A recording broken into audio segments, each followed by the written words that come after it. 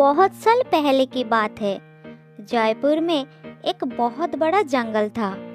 वो जंगल इतना सुंदर था कि उसे शब्दों में व्यक्त नहीं किया जा सकता। वहाँ सभी जानवर मिलजुल कर रहते थे। जंगल के बीचों बीच एक खूबसूरत तालाब भी था। उस तालाब में बहुत सारा मछली, कछुआ रहते थे। वो भी मिलजुल कर रहते थे। उन सभी के बीच एक मगरमच्छ भी था। उसका नाम था घंटू। उसे अपने आप पर बहुत घमंड था। वो खुद को पानी का राजा मानता था। वो सबसे अक्कड़ कर बात करता था। वो किसी भी जानवर के साथ अच्छा व्यवहार नहीं करता था। अच्छी तरह से बात भी नहीं करता था। एक दिन एक तोता पेड़ पर बैठकर फल खा रही थी और गलती से झूठा फल तालाब में गिर गया। ये बात घंटू मगरमच्छ को बिल्कुल पसंद नहीं आई। वो तोते के ऊपर चिल्लाने लगा। अरे ए तोता, तेरी इतनी हिम्मत, मेरे तालाब में झूठे फल गिरा रही हो। जल्दी चला जा यहाँ से, नहीं तो मैं तुझे खा जाऊंगा। तोता बेचारी उड़कर वहाँ से चली गई। तोते के जाने के थोड़ी देर बाद एक भालू उस तालाब में पानी पीने आया।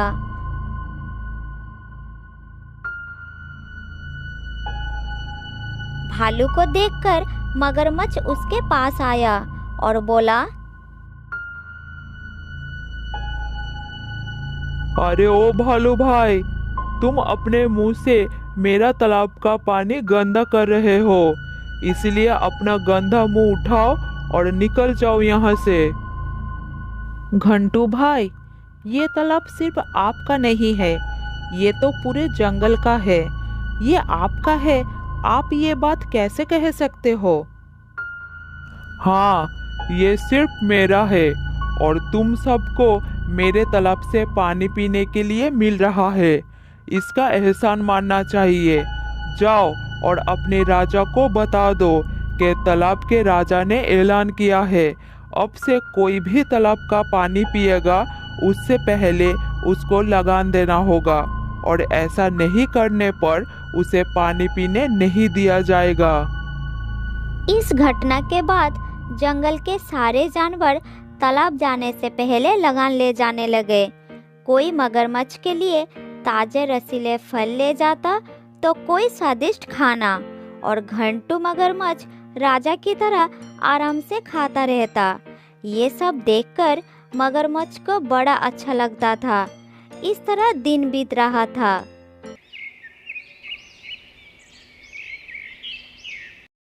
एक दिन सोनू हिरन को बहुत प्यास लगी, तो वो अपनी माँ हिरनी से कहा, माँ, मुझे बहुत प्यास लगी है, मुझे पानी पीना है, थोड़ा पानी लाकर दो ना माँ, मेरा गला सूख गया है।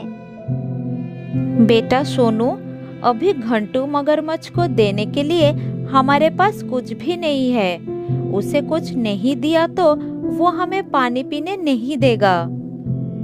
लेकिन जब सोनू प्यास सहन नहीं कर पाया तो माँ हिरनी ने कही, बेटा सोनू, बस थोड़ी देर रुक जाओ, अंधेरा होने पर हम तालाब चलेंगे, तब तुम पानी पी लेना, उसे अंधेरे में कुछ दिखाई नहीं देगा। थोड़ी देर बाद अंधेरा हो गया। फिर माँ बेटे मिलकर तालाब के पास पहुँच गए और सोनू चुपचाप पानी पीने लगा। तभी पानी की हलचल से मगरमच्छ की नींद खुल गई। सोनू को वहाँ देखकर वो आग बबूला हो गया। वो धीरे धीरे दोनों के पास आया और कहा,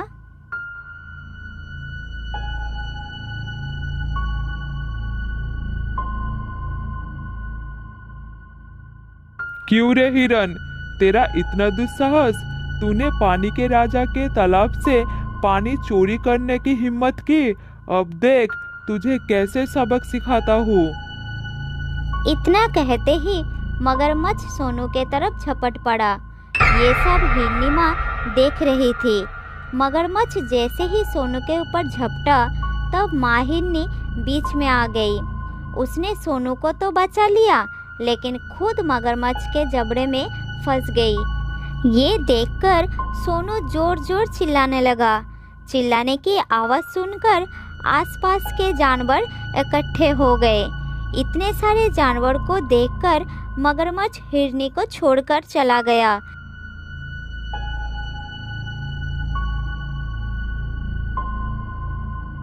लेकिन हिरनी का चोट बहुत गहरी थी। दर्द उसके लिए असहनीय हो रहा था। दर्द सहन कर माँ हिरनी ने अपने बेटे सोनू को कही, बेटा, अपना ख्याल रखना। शायद अब मेरे जाने का समय आ गया है। संभल कर रहना मेरे बच्चे। तुझे अकेला छोड़कर मरने के बाद भी मुझे शांति नहीं मिलेगी। नहीं माँ, तुम मुझे छोड़कर मत जाओ। तुम चले जाओगे तो मेरा क्या होगा? कौन ख्याल रखेगा मेरा? कौन खिलाएगा? तुम मुझे छोड़कर मत जाओ माँ। तुम्हारे बिना मैं जिंदा नहीं रह पाऊंगा। अपनी माँ की हालत देखकर सोनू जोर जोर से रोने लगा। तब उसकी माँ उसे कहती है, सोनू बेटा, मैं हमेशा तुम्हारे साथ रहूंगी। तुम्हें अकेला कभी नहीं छोड़ूंगी। मुझे याद करके कभी दुखी मत होना। हमेशा ये सोचना कि तुम्हारा माँ तुम्हारे साथ ही है। माँ हिरनी अपने बेटे सोनू से बात करते करते हमेशा के लिए अपनी आंखें बंद कर ली। सोनू बहुत दुखी हुआ। सभी जानवरों के आंखों में आंसू आ गए। फिर सभी जानवर सोनू को समझाने लगे और हर वक्त उसके साथ रहने का वादा करते हैं।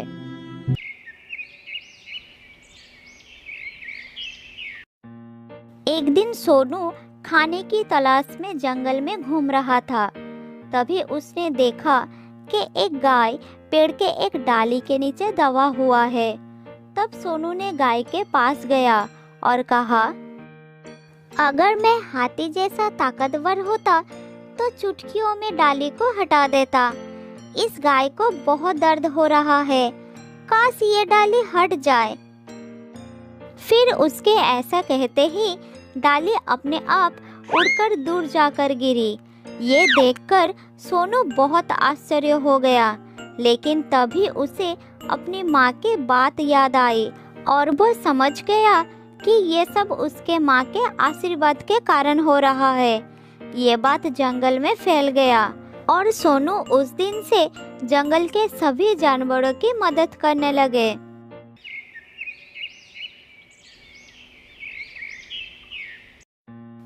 इस तरह वह हर दिन जंगल के सभी जानवरों की मदद करता रहता था और शाम होने पर वो थका हारा घर लौटता था। जब वो घर पर अकेला रहता था तब उसे अपनी माँ की बहुत याद आती थी। एक दिन बहुत जोर का भूकंप आया, जिससे पहाड़ से पत्थर खिसकने लगे और नीचे गिरने लगे। बड़े बड़े पेड़ भी गिर पड़े, लेकिन भूकंप रुक जाने के बाद सभी जानवर एक दूसरे की मदद करने लगे। सोनू भी अपने जादू से बड़े बड़े पेड़ हटाने लगा। तभी उन्हें तालाब से किसी की चिल्लाने की आवाज आने लगी। सभी जानवर तालाब की ओर गए। सबने तालाब के पास जाकर देखा कि दुष्ट मगरमच्छ एक बड़े पत्थर के नीचे दबा हुआ था और वो चिल्ला रहा था। उसी के चिल्लाने की आवाज सबने सुना था। हाँ, बहुत कष्ट हो रहा है, मदद करो, मेरी कोई मदद करो। इस पत्थर को जल्दी से हटाओ कोई, नहीं तो मैं मर जाऊंगा। मदद करो मेरी। मगरमच्छ दर्द से चिल्लाने लगा, लेकिन उसे मदद करने कोई आगे नहीं आया। सब तालाब के पास खड़ा होकर देख रहा था। मैं जानता हूँ, मैंने तुम सबके साथ बहुत बुरा व्यवहार किया है। मैंने तुम्हें इस तालाब से पानी भी पीने नहीं दिया। मैं वादा करता हूँ कि भविष्य में ऐसा दोबारा कभी नहीं होगा। मुझे प्रायश्चित करने का एक मौका दो। फिर भी कोई आगे नहीं आया उसे मदद करने के लिए। तब तोता पेड़ के ऊपर से कहा, इस दुष्ट के साथ यही होना चाहिए था। भगवान ने इसे अच्छी सजा दी है। खुद को बड़ा शक्तिशाली समझता है ना? अब दम है तो करा ले खुद को आजाद। तेरे बुरे कर्म का फल मिला है तुझे। इस तरह सब जानवर मगरमच्छ की गलतियां गिनने लगे, लेकिन कोई मदद करने के लिए आगे नहीं आए। तब सोनू आगे आया और अपनी जादू से पत्थर को हटा दिया। ये देखकर मगरमच्छ को अपनी गलती का एहसास हुआ। सोनू बेटा, मेरी वजह से तुम्हारी माँ तुम्हें छोड़कर चली गई। मैंने ही तुम्हें अनाथ कर दिया, लेकिन फिर भी तुमने मेरी मदद की, मुझे बचाया। काश मैं भी तुम्हारी तरह बड़ा दिल रखता तो किसी को भी परेशान नहीं होना पड़ता। आज मुझे अपनी गलती का एहसास हुआ। आप सबने मुझे अपनी गलती सुधरने का मौका दिया। आज से ये तालाब सभी के लिए है। आज से किसी भी जानवर को पानी पीने में कोई दिक्कत नहीं होगी। उस दिन के बाद से जंगल के सभी जानवर एक साथ खुशी से रहने लगे। एक घने जंगल के बीचों बीच एक नदी बहती थी। उस नदी में एक बूढ़ा मगरमच्छ रहता था। बूढ़ा होने के वजह से वो शिकार नहीं कर पाता था। एक दिन उसे जोरों की भूख लगी। उसने सोचा, नदी के बाहर जाकर तो शिकार करना मुश्किल है। नदी में ही मछली खा के पेट भर लेता हूँ। मेरे पास कोई और विकल्प नहीं है। ये कहकर मगरमच्छ नदी में चला गया। जैसे ही वो मछली पकड़ने लगा, मछली उसके हाथ से निकल जाता था।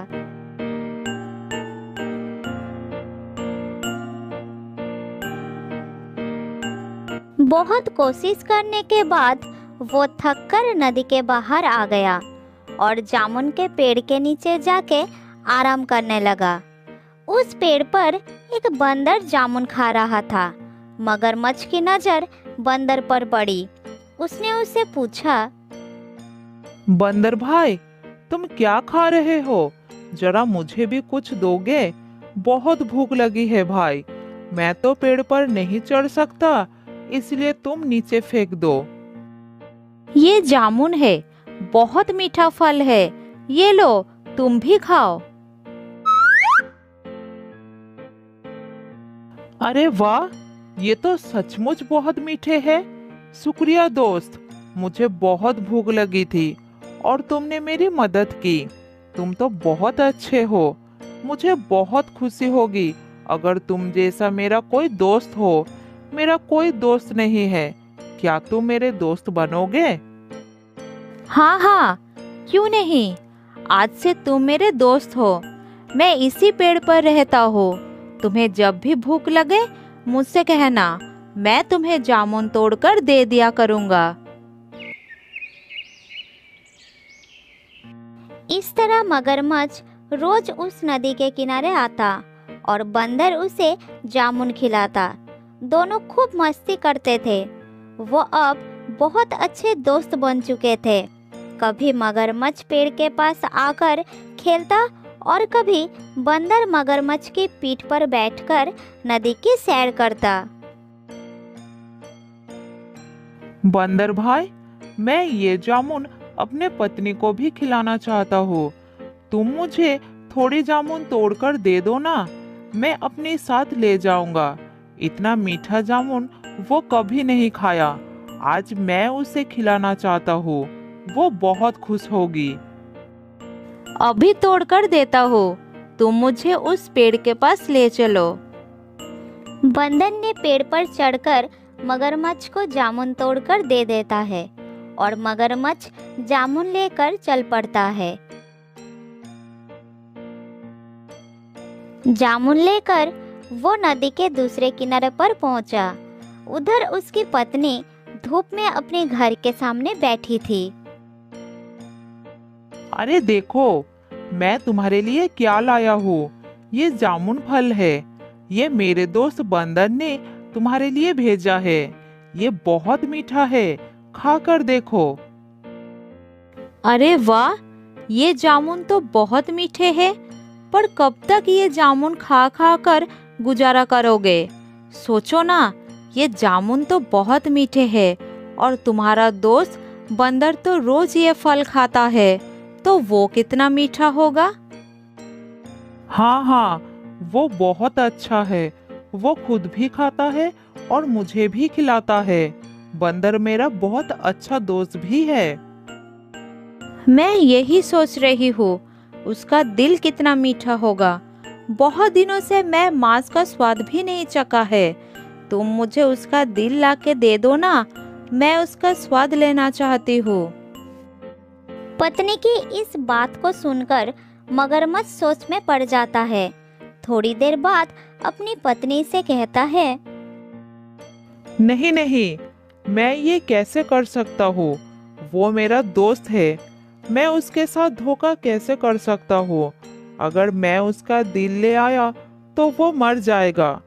उसने मुझे खाना खिलाया था और अब मैं तुम्हारे लिए उसके ही जान ले लूं। ये काम मुझसे नहीं होगा। मुझे कुछ नहीं सुनना, मुझे बस उस बंदर का दिल चाहिए। जाओ, मुझे ला कर दो, वरना मैं अपनी जान दे दूंगी। नहीं नहीं, ऐसी बात मत करो। अगर तुम मर जाओगे तो मैं भी जी नहीं पाऊंगा। मैं तुम्हें बहुत प्यार करता हूँ। तो फिर मेरी बात मानो और उस बंदर का दिल मुझे ला कर दो। मगरमच्छ अपनी पत्नी के बातें सुनकर मजबूर होकर चला जाता है। बहुत दुखी होकर वो बंदर के पास पहुंचा ताकि वो अपने घर चलने के लिए मना सके। बंदर भाई, मेरी पत्नी ने तुम्हारे दिए जामुन से खुश होकर तुम्हें खाने पे बुलाया है। चलो, आज तुम हमारे घर चलकर हमारे साथ ही भोजन करना। अरे वाह, ये तो बहुत अच्छा बात है। ठीक है, मुझे तुम्हारे घर ले चलो। बंदर ने मगरमच्छ के साथ चलने के लिए हाँ कर दिया और दोनों चलने लगे। दोनों दोस्त मजे से जा रहे थे। तब बंदर ने मगरमच्छ से पूछा,